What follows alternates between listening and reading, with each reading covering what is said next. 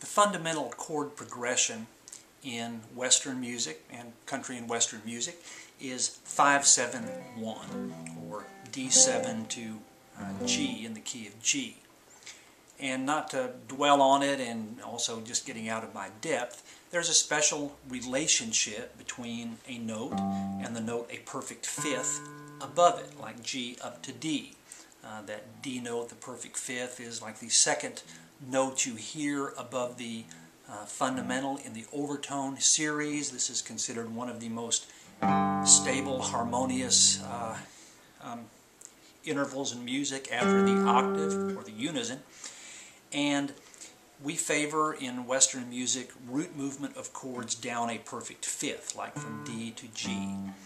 There are lots of tunes, older tunes, that just have those two chords. A lot of fiddle tunes, although we play them sometimes with more than two chords. You could just play them with two chords, 1, 5, and 1. Jambalaya, Hank Williams, has just two chords. You could analyze lots of tunes, most of them I guess, in terms of starting on the one chord, moving away, getting to the dominant chord, D in this case, and then back to 1. In blues progressions it passes through the 4 chord to get back there, but on a lot of older blues tunes you don't even do that. You go straight from 5-7 to 1. We like that root movement down a fifth. The D chord has that F sharp, the third of the D chord, which is the leading tone, half a step below the G, and our ear, having become accustomed to the G as being our tonal center, we feel the pull from the D chord to the G. There is a tritone, a dissonant tritone interval between the third of the D chord, F sharp, and the 7, the C note. And so you want, for the relief of your ears, to get that resolved. The C is a half a step above the third of the G chord, and so it's a very strong pull to that G chord. We also, the practice has developed that you can kind of precede any chord by its own 5-7 chord, or by, technically speaking, the chord that would be a perfect fifth, a dominant chord, a perfect fifth above the chord in question. The most basic example of this that we see all the time is in one chord going to the 1-7 chord leading to the 4 chord. That 1-7 chord has a note F, not in the G major scale. It's got the tritone there between the F and the B, or doing it here, which leads that same way as we did the D to G. This G7th leads to the C. These other dominant chords that are used like that are what are called secondary dominants.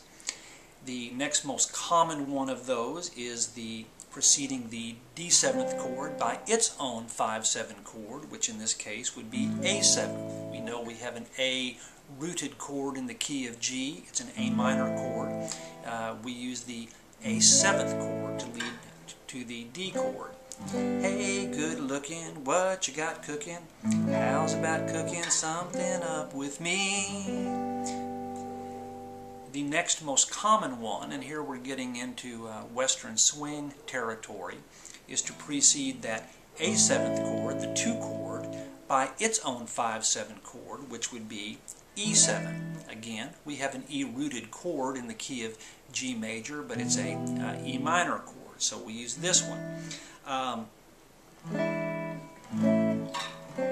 So the progression would go. The most famous Western swing tune with that progression, that's a big part of it, is Right or Wrong. Well, right or wrong, I'll always love you, though you're gone, I can't forget. But there's lots of chords with it.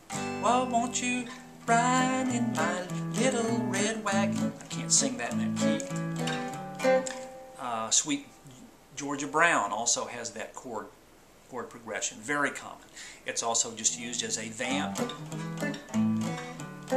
or as a turnaround in between verses. Anyway, very, very common. and that would be called a 6-7-2-7-5-7-1 chord progression. 2-6-5-1, or around the horn is what it's also called. You've got to be careful in terms of what chord is being communicated in the Nashville numbering system. A 6-2-5-1 would be E minor, A minor, 5-7-1. So you need to be clear in terms of which 6 or 2 chord is being called for.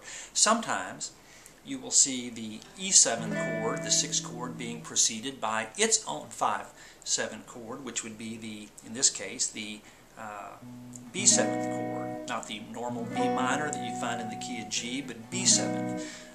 There aren't very many of those tunes.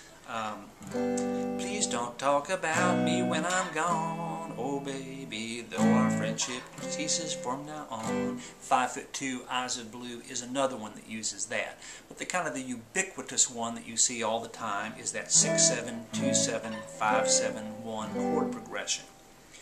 And so, how do you play over those chord changes there? If you each of those chords has notes that are not in the key of G. The E7th chord has got a G sharp in it, not G. Playing the G scale is going to clash. The A7th chord has got a C sharp in it, also not in the key of G. So what do? Well, here we are studying dominant chords, and so if you think there's a logical progression to what I'm presenting here, you might think, say, I'll bet you could play the dominant scale of the same root over each of those chords in that cycle of dominant 7th chords. And you would be exactly right. That is sort of the textbook way of playing over those chords. And so using the 6-7-2-7-5 progression, using for our E7th chord that same fingering as we did for the D dominant scale that we learned, and using for the A dominant scale, that same fingering as we use for the G dominant scale, you could do this. Now I'm just going to play these scales from the root on up, not with much musicality here. Well, right or wrong, I'll always love you. Though you're gone, I can't forget. Right or wrong, I'll keep on dreaming, though I wait for that same old regret, and so on. And so that is the kind of the textbook way of approaching those cycle of dominant chords, and you can do that over Hey Good Looking as well. Hey good looking, what you got cooking?